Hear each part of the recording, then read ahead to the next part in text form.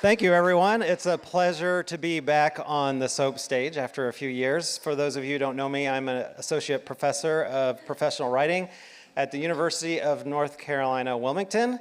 Lately, I've been doing a lot of research and exploration on the creator economy, and I want to just share some of the thoughts that I have. And I've brought a friend with me here to help me. I'll let him introduce himself when the time comes.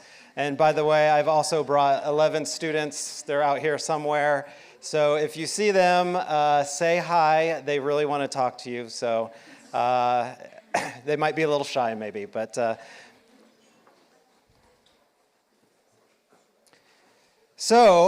during the pandemic, according to a study by Stripe, which is a money collecting service for people who create content online, they aggregated a bunch of data, and they basically found that during the pandemic, the creator economy grew by 41%.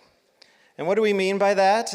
In case you don't know, a creator is simply someone who makes a living creating their own content online for specific audiences, sometimes for fun, sometimes for money.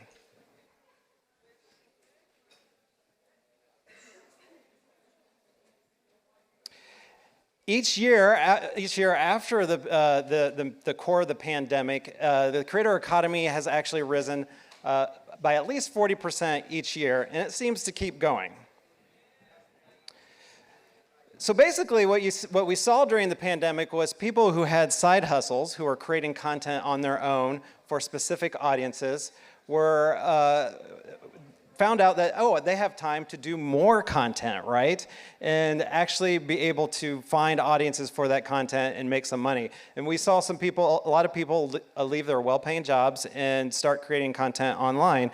And these are often called side hustles. Anybody here have side hustles where you're creating content online for fun or for extra money? A few people. I see some hands. Yeah. Right. Well, at the same time during the pandemic, you had a lot of people at home, right, in front of their computer, waiting for that tailor-made content made for just for them, handed to them with the algorithms on the internet. And so that's how we saw this creator economy boom. So instead of just being a small part of the market that certainly existed before the pandemic, we see it becoming its own economy where you have 51 million creators creating podcasts, books, web pages, YouTube videos, but also creating courses and also training other creators on how to create online. So it's become this whole interdependent, internetworked economy. It was estimated in 2021 that the creator economy was worth $1.42 billion. So even LinkedIn is taking this into account, right? So it used to be LinkedIn was just a place where you kind of connected with people in your companies, other companies, people in businesses. It's a very business-oriented space. Well, now creators have gone on LinkedIn and they're starting to share a lot of their content and also getting audiences for that content online. So, for example, LinkedIn has started this option where you can create a creator profile where you can turn the profile into a creator profile. There's not a lot of options there now, but they keep adding some. But for example, if you see here, it says talks about hashtags. You can actually add, those are the things that I create or talk about as a creator. And that's also where I noticed Jacek doing a lot of similar things with the creator economy, and that's why I invited him here today, which he's going to share some more tangible, concrete things to talk about with the communications. So it's not just about content per se, but it's how that content is being made in the creator economy. So the creator economy is encouraging new ideas, innovation, interaction, and collaboration. And and I think that is going to change the way we think about content, and probably already is changing the way we think about content. So we're going to go over 3 principles here that I've been thinking about as I experiment with creator economy and make some observations, and how I think that this is going to change some of the ways that we think about workplace writing.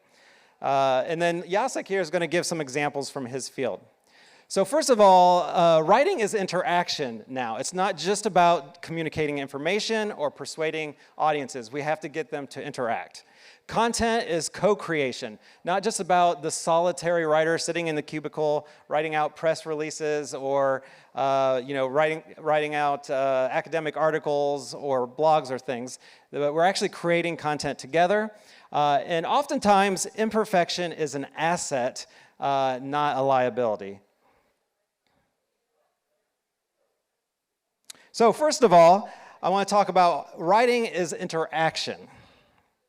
So here's an example from some of my work. If you look at the creator economy, a lot of the writers are really narrowing in on very specific audiences. Sometimes we call those niches. But for the reason of getting them to interact with the content that they're publishing. So this is a essay that I wrote and posted on Twitter. I could have put the headline, 3 mindfulness techniques for parents, right? You've probably seen that headline somewhere, and you probably ignored it.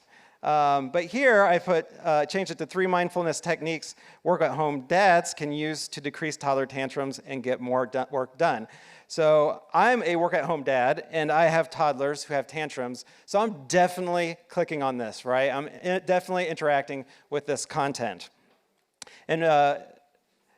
And actually walking around Krakow, I see Netflix is kind of using this same strategy with Stranger Things 4, right? There's the billboard across the river. I mean, obviously it's about the new season of Stranger Things 4, but there's really no information, hardly information on this. There's a question and some dates. In order for this to make sense, the readers, the audiences have to interact with this content, which it turns out it was a light show on Wawel Castle, right?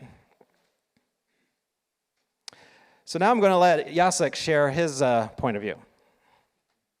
Hello. Before I share my point of view, and before I even introduce myself, I have a question. So that you understand more or less what kind of business I represent, the question is, do you know who provides the heat to your home? Who knows? Please raise your hand. Do you know the name of the heating company? Well, let's say like 20%. So I'm Jacek Ławrecki. I represent a heating company called Fortum. So basically the heating company is an entity which produces and delivers heat to your homes. It produces it in a CHP, in Polish elektrociepłownia, in case you don't know, and delivers it through pipes with hot water, which nobody sees because they're buried under the ground. And now Lance was talking about interactivity, interaction. And what he's talking about, of course, affects not only bloggers, YouTubers, people who are really creating this new world, this new economy, but it also affects traditional companies like mine. But how do you do that? Heat is invisible. Only like 1/5 of you knew who provides heat to your homes. And me, as a spokesperson of a heating company, I would really love to have some interaction with you. Difficult if I'm invisible. Difficult if you don't know who I am. I would like to show you, as my customers, that I have prepared for the heating season, that if something breaks down, it's just by pure accident and not because of negligence. So how do you do that? How do you make your customer think about you or even interact with you? How do you make your customer go to the tap water and open it and think about you? That's a challenge. That challenge we solved with a very, very simple trick. Do you know what color is the water in the heat pipes? It's green. We add green color, green dye, just so that everybody sees that it is heat water. So if there's a leak and you can see like green water somewhere in the pavement, you know a heating pipe broke. And it is the case not only for my company, it is the case like for every heating company in the world, most probably, definitely in Poland. So what we do is we made a story out of it. We announced to local media the moment where we add this green color into the water. So for the journalists, well, they interact. They come, they kind of write an article for their readers that right now, from today, for 3 days, we'll be adding this green color into the water. So what do people do? They interact with us. They go, open their hot tap water and see whether it's transparent or green. If it's green, it means that something is broken and the systems there is a leak from the heating system into the water system, so they should not drink it. I can tell you a secret. It happens very, very seldom that they see the green water. But it is the single most successful press release that I have been sending out for 10 years, and it always works.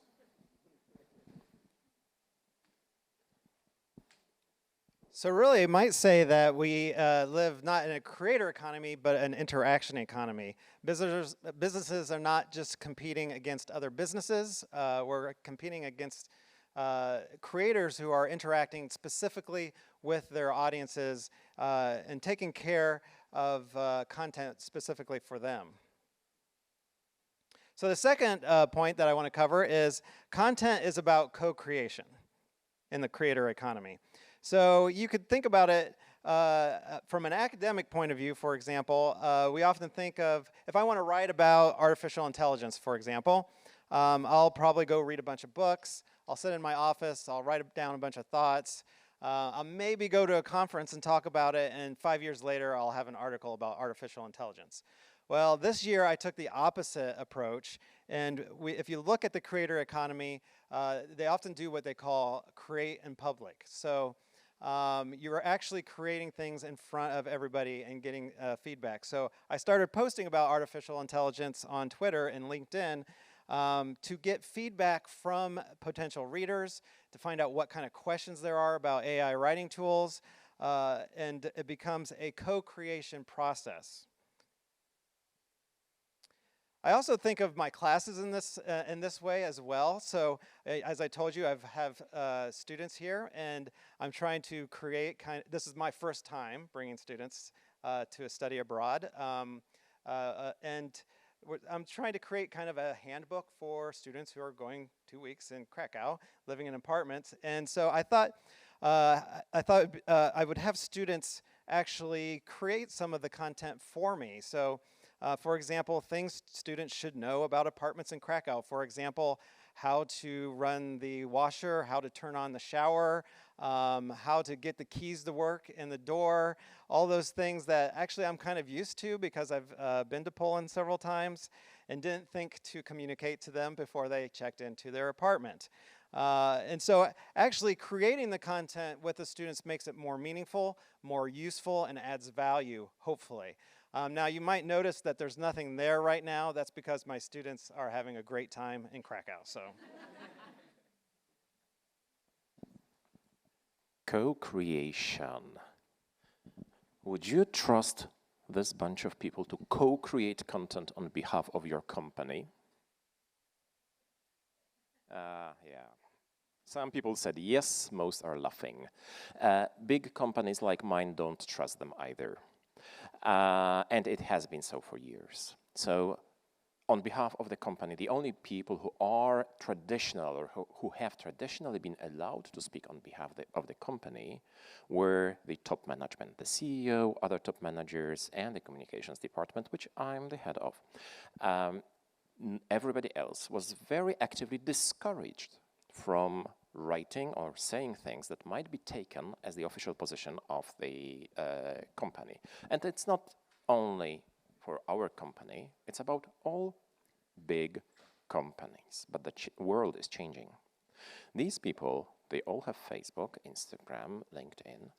Whether we want it or not, they create content. Some of this content will be related to their work, because work is an important part of their lives.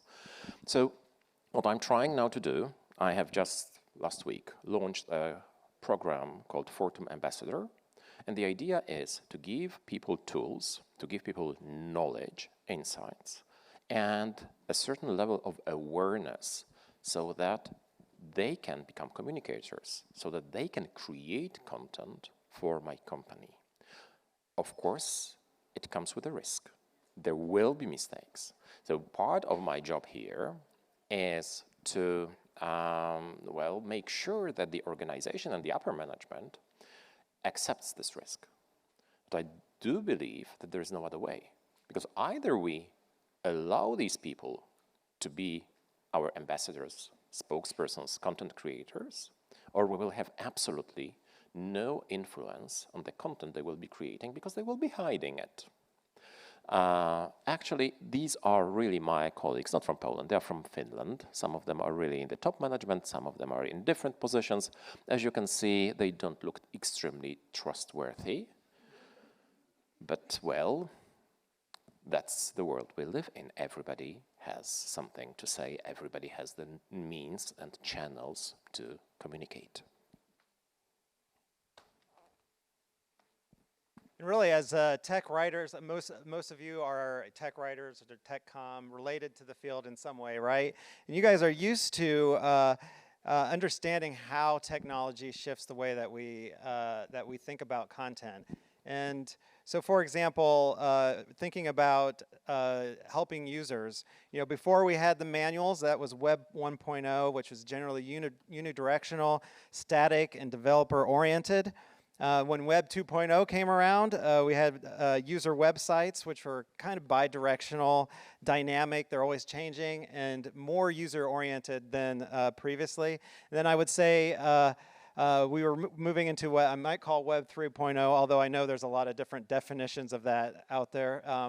But where content is multi-directional, customizable, and community-oriented. And here I think of apps, for example, that I've been using. They build an iPhone app that's just kind of bare bones at first, and then they invite users who are interested into their Slack space or Discourse space, and you are able to contribute to the app as they build it. So co-creating, even in the sense of software development.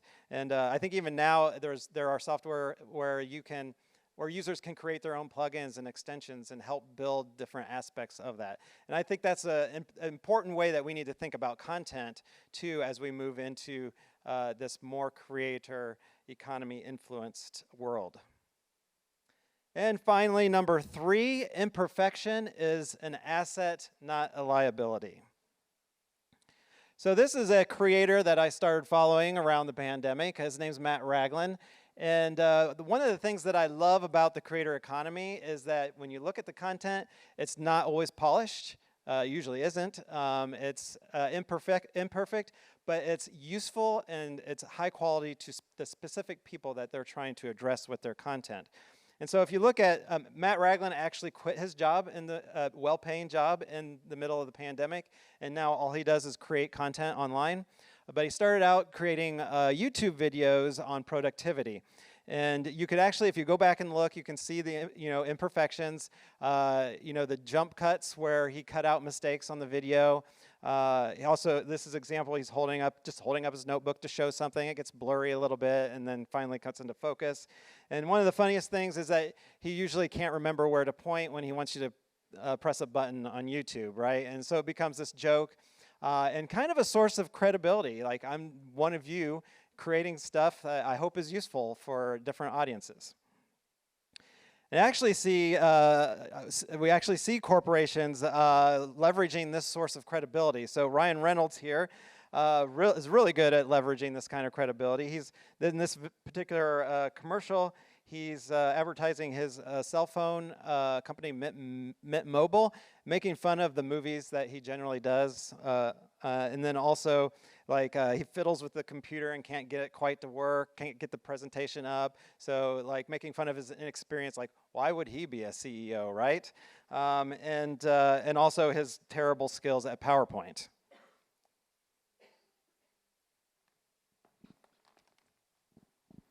And this guy is a content creator.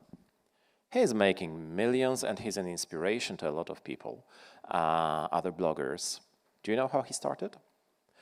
In 2008, he was working in an architecture company. He is an architect by his education. And he was preparing for a difficult architecture exam. The exam was about a LEED certificate. It's about energy efficiency of buildings, so a very complicated stuff. Very difficult to pass. In order to prepare for the exam, he created a website just to organize his knowledge and his thoughts. He liked coding, so he was just putting bits and pieces of information on the publicly available website. And then the 2008 crisis came and he was fired. He passed the exam. He forgot about the exam, the architecture. He was very depressive. And after some time, he checked the statistics for his website, which he created only for himself. There were thousands of people, on some days hundreds of people on a single day entering his website.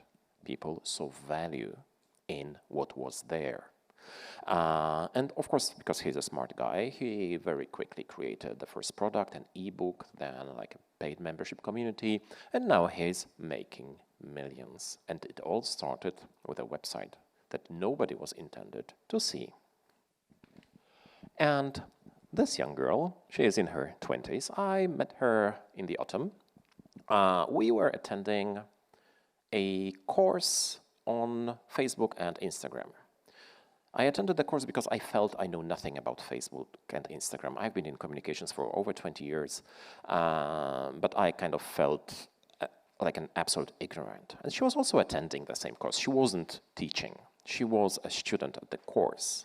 The only difference was we were in the same course. I had the feeling that, well, my knowledge is like close to nothing. And she was in the same course. Okay, she was the best in class, I admit, but she was already teaching others. Right now, I asked her, I contacted her before, while preparing for this presentation, and she told me that within the 2 years of her running the coaching or teaching business, she taught 1,000 people.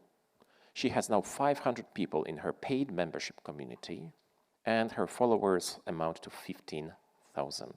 So I was striving for perfection because I felt, well, I knew nothing. And she was already doing, well, quite a reasonable business, delivering huge value to people with the knowledge, well, maybe like slightly better than mine, but definitely not being a huge expert. And the people loved it and the people paid for it. And it brings me to a little bit personal slide because, well, my career so far is corporate. It's about perfect corporation. Corporations don't like you to make mistakes because it costs them money. So for these 20 years, I have been the spokesperson for companies doing communications, avoiding mistakes. But now what Lens is preaching, that this is no longer what people want. This is no longer what is right, that the world is changing. So I have also started my own side hustle. Well, of course, I'm in the beginning, and my biggest burden, I guess, is this 20 years of experience in corporate world, because I always feel that, well, what I'm doing is not perfect. But, well, my first customers are of a different opinion. I'm helping 2 young people who are flying solo around the world, like first one flew, then now the other is flying, trying to beat the world Guinness record, and I'm helping them communicate. And millions of people actually are following the stories that together with them I have created. So this is probably the dilemma a lot of you are or will be facing. So really, if you think about how the creator economy may be influencing workplace writing, the credibility in our workplace is no longer about quality or polished images, but building an interactive community of goodwill around our content streams. So just to kind of a recap here, I actually think we talked a lot about marketing and communications and all that, but I think this is going to influence all parts of workplace writing, even writing emails, you might say. But so 3 things to keep in mind, I think, when you're thinking about the creator economy and how it treats content is don't just get the reader's attention, but try to get them involved with the content. I was just thinking about email. How many of you ignore all your email? How do you get somebody to interact with your email? I don't know. Don't just get feedback, but create together. And number 3, don't just fix mistakes, but play them up. And one of the things that I really love about the SOAP conference is that I kind of see this as a creator economy. I think that's what's always attracted me to this conference. We are able to share our ideas, create our ideas together on the stage. It doesn't have to be perfect, but we always get value out of discussing and sharing our ideas. So I thank you very much for the opportunity to share mine and to allow Jacek into the fray. Thank you.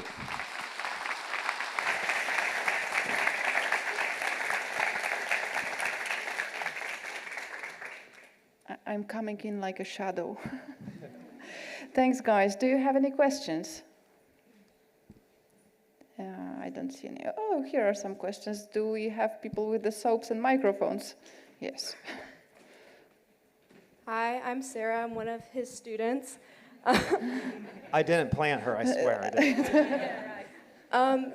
For someone who isn't in like the content community, what's some advice that you would give to someone to getting into the creator economy?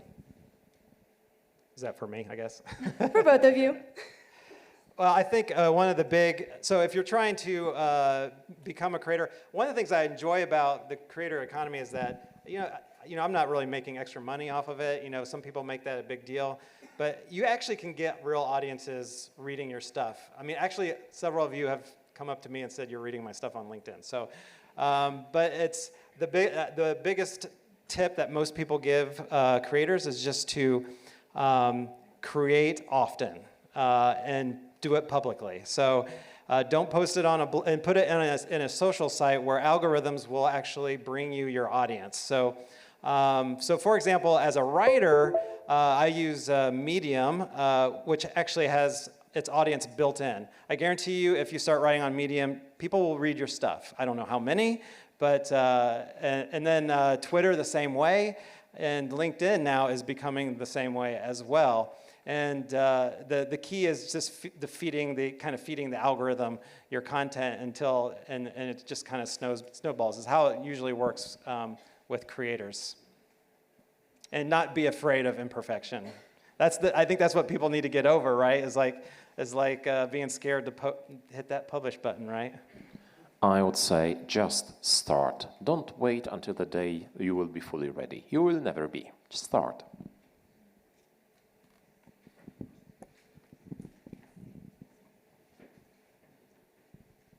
Hi, Jędrzej Omada. I was wondering, when you're building a community around a product, how do you see the role of the community? And also I was wondering, if you have this involvement of the community, how do you utilize it to maintain the level of engagement?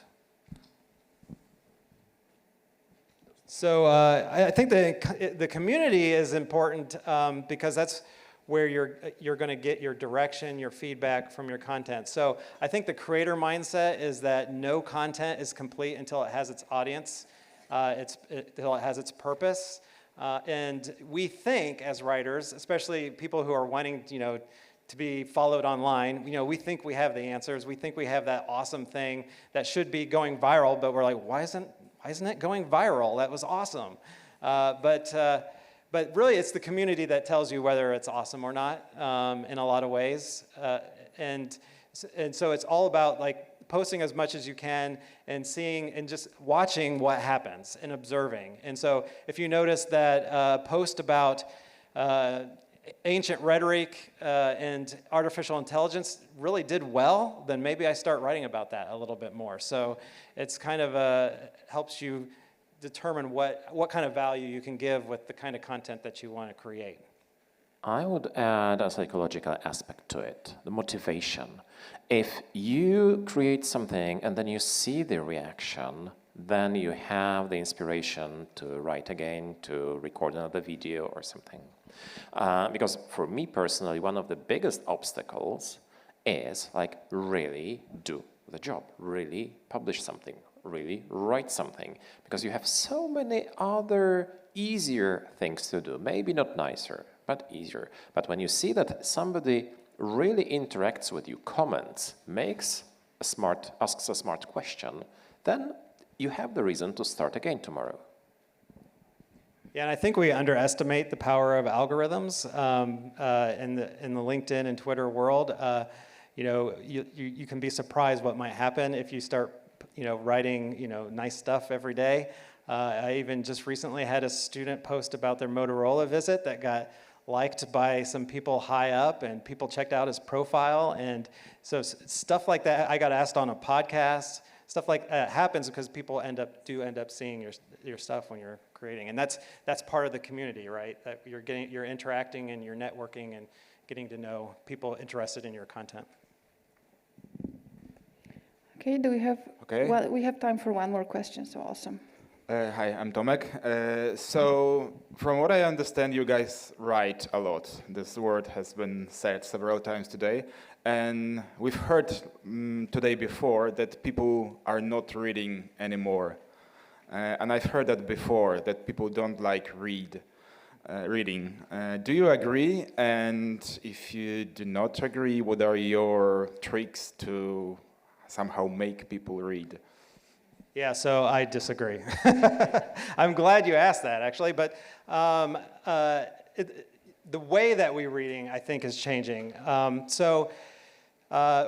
We have so much to read. I mean, students are definitely reading, stuff on, Twitter and LinkedIn. It's true that, TikTok culture is making it, making us watch more videos and that kind of thing, but that just means creators have to work harder when they're writing to get people's attention and to get them to interact. So, for example, if I have this great idea about mindfulness techniques for parents, I'm not going to get anybody to read that unless I make it somehow interesting or useful or valuable.